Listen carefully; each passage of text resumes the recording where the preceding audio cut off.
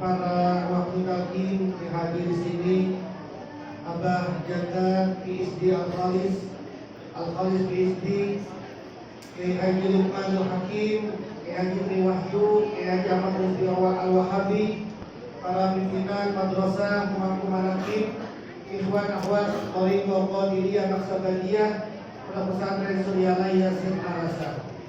Tabarruk Kitab Fadhail Suhur, karangan dari Kamsa Guru Agung Abah Awas radhiyallahu anhu wa qaddasallahu sirrah. Bismillahirrahmanirrahim.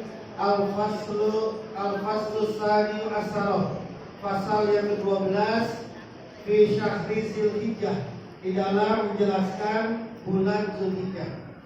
Wa ammal lamu fi hadzal syahri, dan adapun huruf lam di dalam bulan ini itu al-lazzatu adalah lazat.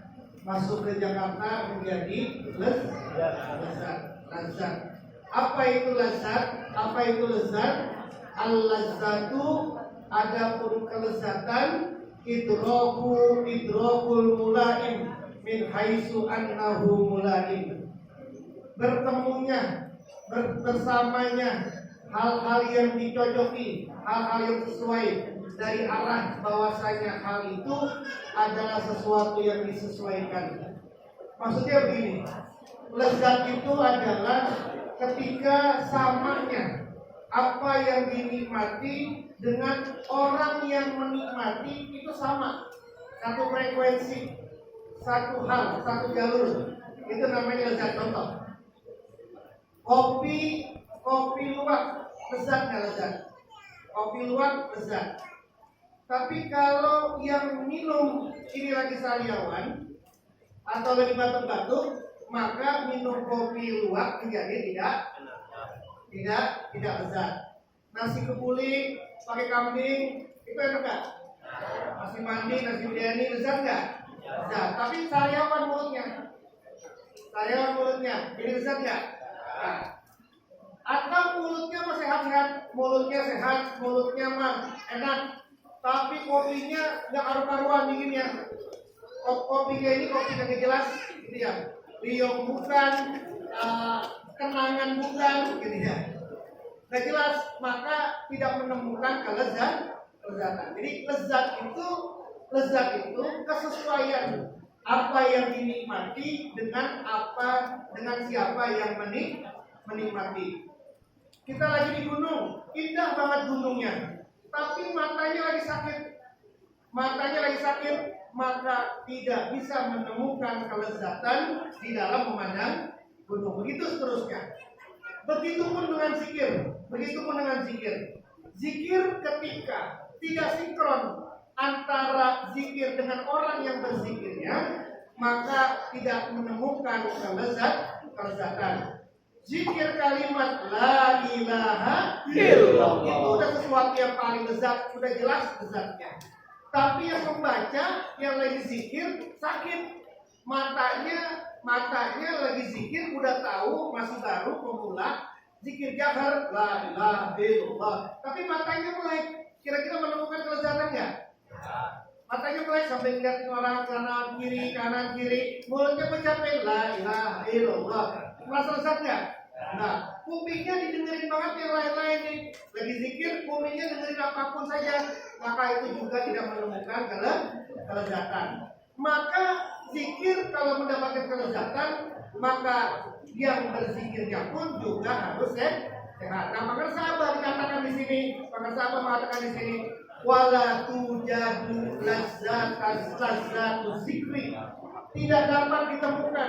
Tidak dapat ditemukan kelezatan zikir itu illa bisaraqitoh, kecuali dengan berbagai macam syarat. Syarat agar zikir ini menjadi lezat, kita mendapatkan kelezatan, syaratnya adalah biwudu'in tamin. Yang pertama, biwudu'in tamin, dengan wudu yang sempurna. Yang minimal orang wudu itu seger lagi badannya, segar lagi wajahnya, senang lagi bagi gairah tubuhnya menjadi segar lagi. Maka ketika lagi berzikir bisa dia menemukan kelezatan. Ini mah enggak, habis lari-lari, duduk, habis itu langsung zikir. Susah itu, masih ngos-ngosan itu, masih ngos-ngosan. Kalau dia wudu dulu, wudu yang sempurna. Setelah wudu dia sholat dulu. Sholat apa? Syukur, wudu. Kemudian dia syukur nikmat, lalu kemudian dia mulai zikir, udah mulai tenang deh. Setidaknya wudu itu bisa membuat orang menjadi segar. Yang kedua, wasautin qawiyin. Yang kedua, bisautin qawiyin. Dengan suara yang kuat. Dengan suara yang kuat. Kuat itu bukan cuma keluar, tapi lebih kepada dalam. Kalau suara keluar itu, kuat keluar itu namanya sautin alin, suara yang kencang, suara yang nyaring. Tapi di sini bukan suara yang kencang, bukan suara yang nyaring doang, tapi sautin qawiyin, suara yang kuat. Suara yang kuat itu bisa beda. La ilaha illallah. Itu suara kuat itu, kira-kira seperti itu suara kuat itu. Ada energinya. Suara yang berenergi, bukan la ilaha illallah. Itu enggak ada energi. Suara kuat itu suara yang berenergi. Kalau mulainya saja sudah berenergi, nanti seterusnya itu energi sudah dari ilahi anta maksudi. Itu aja sudah kuat. Nanti seterusnya bisa kuat. Bisautin qawiyin, dengan suara yang kuat.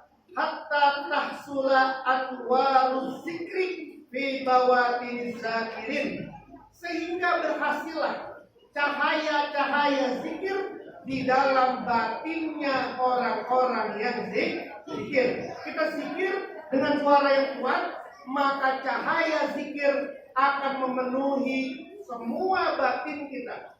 Maka batin kita, batin semuanya yang ada di dalam tubuh kita nih, yang sifatnya batin, ruhiyah kita, semuanya bercahaya. Kalau sudah bercahaya, berarti sudah bisa melihat sesuatu yang tidak bisa dilihat, dia bisa lihat. Sesuatu yang dia tidak bisa dengar sebelumnya dia dengar, dia bisa dengar, dia bisa lihat semua. Karena apa? Karena bercahaya. Wa tasiru qulubuhum, dan hati mereka menjadi min hasil anwari, dari cahaya-cahaya ini, ihya'an abadiyatan ukhrawiyatan, hatinya menjadi hidup. Udah gak mati lagi hatinya menjadi hidup. Abadiyatan, yang orientasinya adalah abadi, sesuatu yang abadi.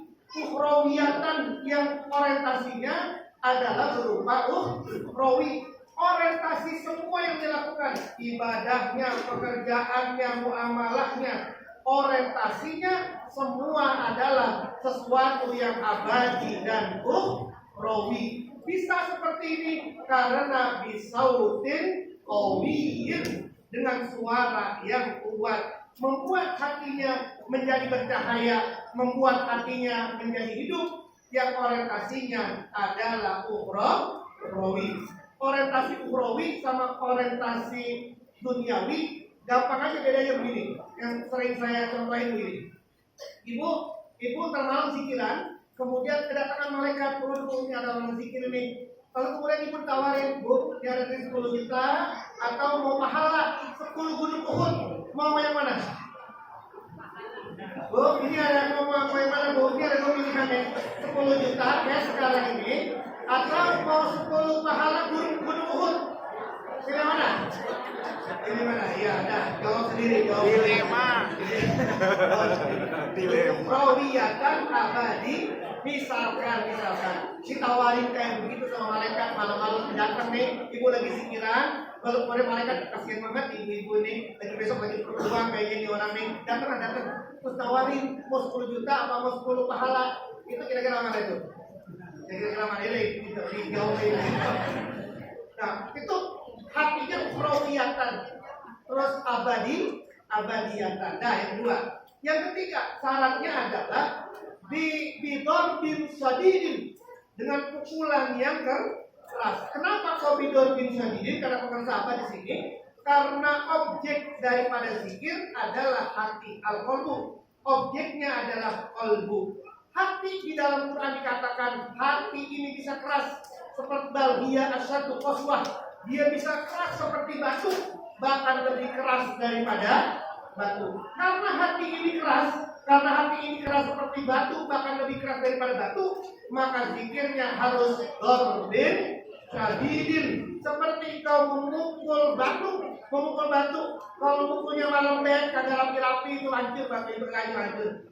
Pun juga begitu. Illallah la ilaha illallah.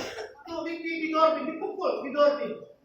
Maka kemudian ketika lagi zikir, udah lama zikirnya, terus udah mulai ngantuk nih, pukul lagi tuh, dorbin sadidin, illallah, pukul lagi tuh, dia nanti mulai lagi tuh, dorbin sadidin. Nah, pukulan keras ini, kalau dikatakan di sini waqala asy-syaikhu al-kamil Ibrahim al-Madbuli, berkatalah Syekh Al-Kamil Ibrahim al-Madbuli, dikatakan irfa'u aswatakum bizikri, tinggikanlah, naikkanlah suara kalian bizikri, dalam zikir, di dalam zikir naikkan suaramu, hatta ila